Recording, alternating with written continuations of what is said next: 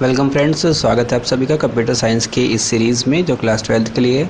आज हम चैप्टर 2 का जो फाइल हैंडलिंग इन पाइथन है इसका सेकंड पार्ट अपलोड करने जा रहे हैं। तो स्टार्ट करते हैं चैप्टर को आगे से। जैसे हमने 2.5 तक यहाँ पे चैप्टर पूरा देख चुके थे, फाइल को कैसे रीड राइट करना है। अगर आप किसी ने नहीं देखा है तो मैं आपसे रिक्वेस्ट करूँगा कि प्लीज़ वो वीडियो आप ज़रूर देख लें इससे पहले वाला।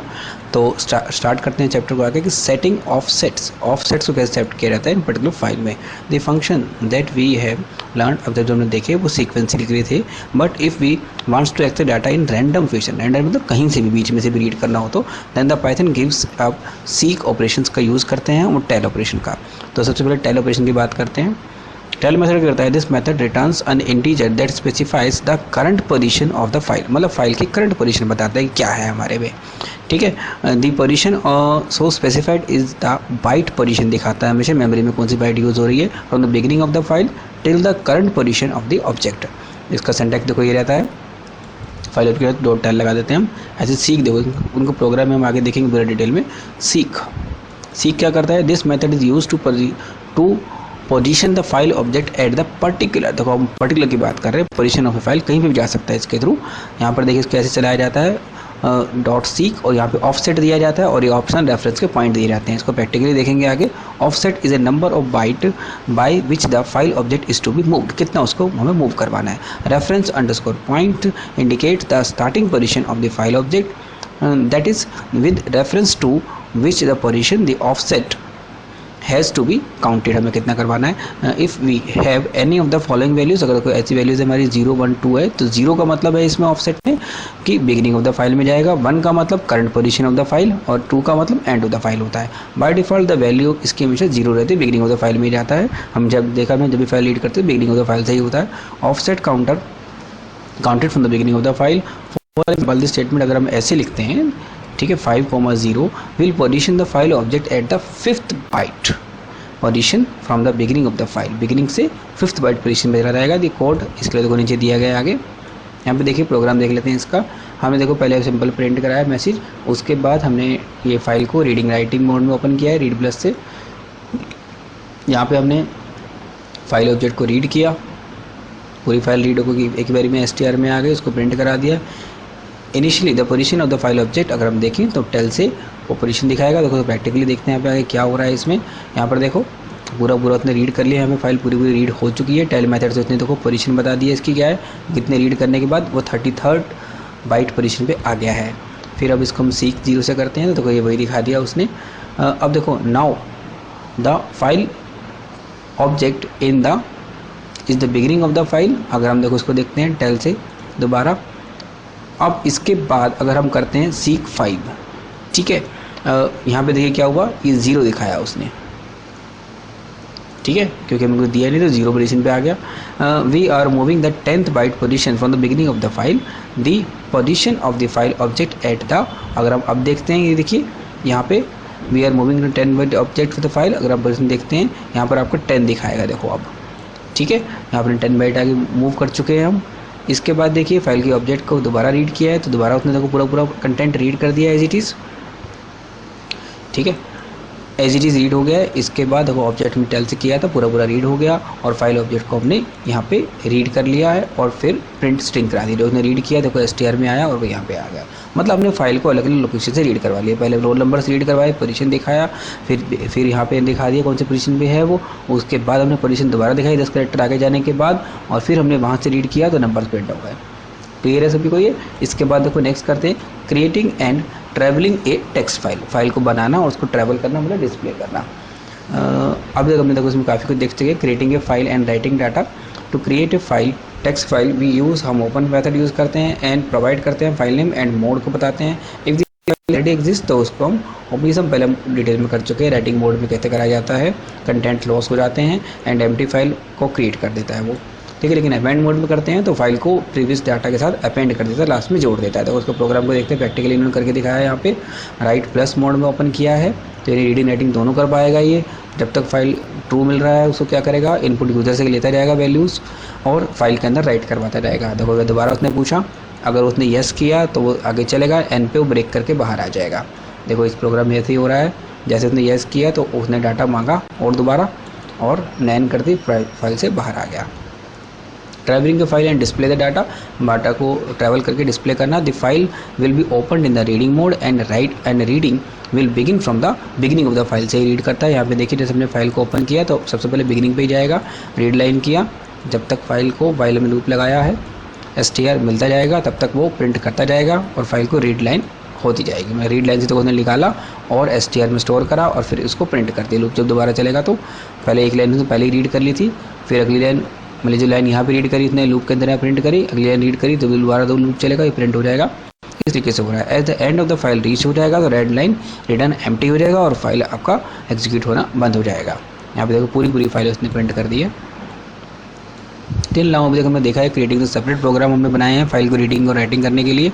नाउ अगर हम ऐसे बनाएंगे single program to read and write दोनों करने के लिए, देखो प्रोग्राम दिया गया नीचे, पहले राइट RW से करते हो, रीडिंग राइटिंग दोनों हो सकती है फाइल की, ठीक है। सिंपल मैसेज डिस्प्ले किया गया है, जब तक फाइल में डाटा मिलता रहेगा ट्रू चलता रहेगा। वो लाइन को देखो पूछ रहा है एंटर द सीक्वेंस उसने पूछा और उसके अकॉर्डिंग फिर उसने यहाँ पे राइट कर दिया, /n कर दिया, क्योंकि लाइन जो भी इतने यूज़र ने एंटर किया लाइन उसको उसने यहाँ पे राइट कर दिया। और /n हमें कराना अपने आप से ज़रूरी होता है कि न्यू लाइन हमें देनी है। हमने चॉइस पूछा कि येस और नो दोबारा और करना है, अगर उसने ठीक है चॉइस में ये वाला आ रहा है तो ब्रेक हो जाएगा, अदरवाइज चलता रहेगा आगे देखिए इसमें फिर उन्होंने चॉइस यूज़र से पूछी, n के अकॉर्डिंग कर देगा प्रिंट करेगा number of the bytes position of the file object, वो बता देगा कि कौन सी टेल पोजीशन थी, कौन सी पोजीशन चल रही है। सीक 0 से place the file object at the beginning of the file, दोबारा जाएगा वो, फिर रीडिंग करना शुरू करेगा फाइल की और फिर प्रॉपर रीड करके सब कुछ एक ही बारे में देखो रीड फंक्शन से डिस्प्ले कर देगा। और प्रोग्राम देखें देखो इस तरीके से आएगा।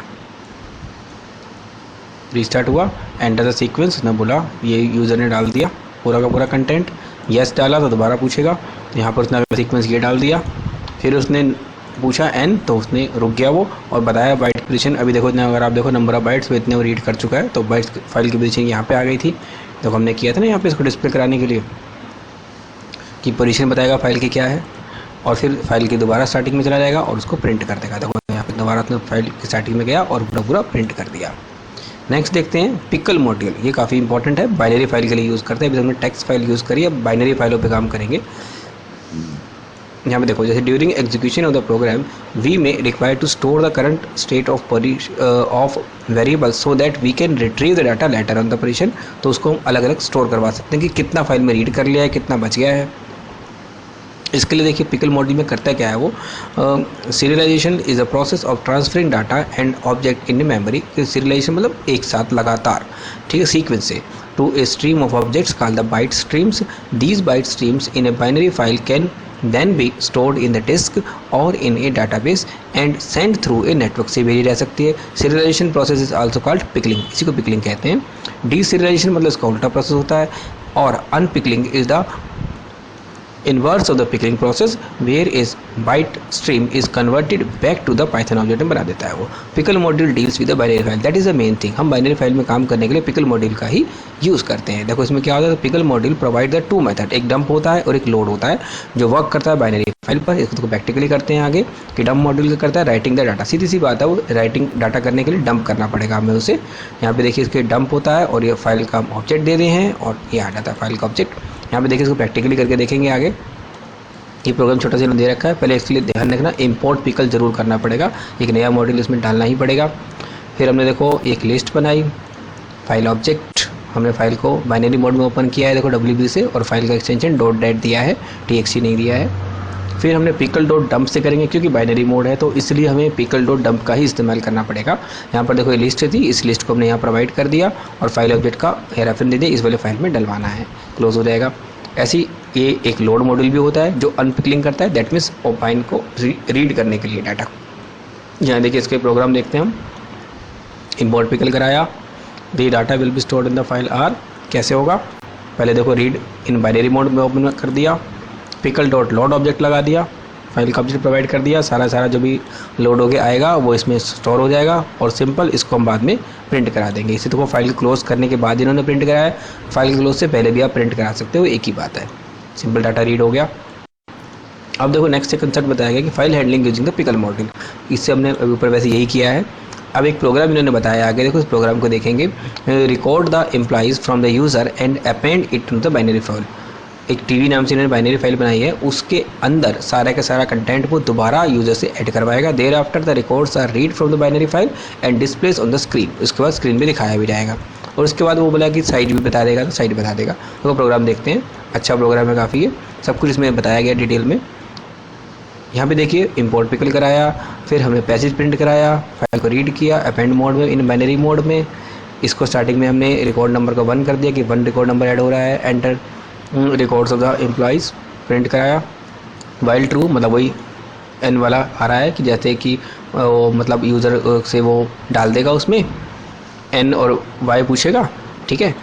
और जैसे ही यूज़र ने एन करा तो प्रोग्राम रोक देगा। फिलहाल देखो अगर ट्रू है तो उस केस में चलता रहेगा। उसने पहले एम्प्लॉय का नंबर मांगा, नेम मांगा, सैलरी, अलाउंसेस मांगे, ठीक है। टोटल सैलरी कैसे निकालेंगे, बेसिक सैलरी में अलाउंसेस को ऐड करके, जो बेसिक सैलरी थी उसमें अलाउंसेस को ऐड करते रहेगा।